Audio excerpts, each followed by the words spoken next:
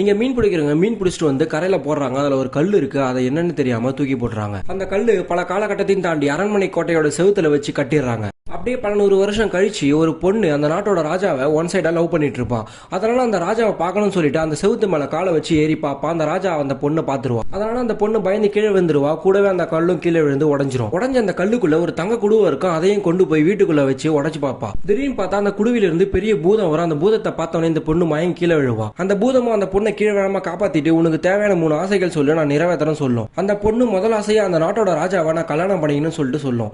அந்த பூதமும் அதை நிறைவேற்றி வச்சிரும். இந்த பொண்ணு அந்த ராஜாவை கல்யாணம் பண்ணிக்கும். அப்படியே கொஞ்ச நாள் போகும். அந்த நாட்டுக்கு ஒரு போர் வரும். அந்த போர் மூலியமா அந்த ராஜாவை இவங்களே சதி பண்ணி கொலை பண்ணிடுவாங்க. அடுத்ததான் இந்த பொண்ணை கொலை பண்ணதுக்காக அங்க இருந்து கிளம்பி வந்துட்டு இருப்பாங்க. அதை கண்டுபிடிச்சு இந்த பூதம் இந்த பொண்ணு கிட்ட வந்து அந்த ராஜாவை கொலை பண்ணிட்டாங்க, அடுத்ததான் உன்னதான் கொலை பண்ண வராங்க. அதனால அந்த பூதம் அந்த பொண்ணு கிட்ட உன்னோட உயிரை காப்பாதன்னு சொல்லிட்டு உன்னோட ஆசையை கேளு, நான் உன்னை காப்பாதன்னு சொல்லும். ஆனா அந்த பொண்ணு அதை கேட்காம போயிடும். அந்த பொண்ணு கொலை பண்ணி அந்த கடலையே தூக்கி போட்டுருவாங்க.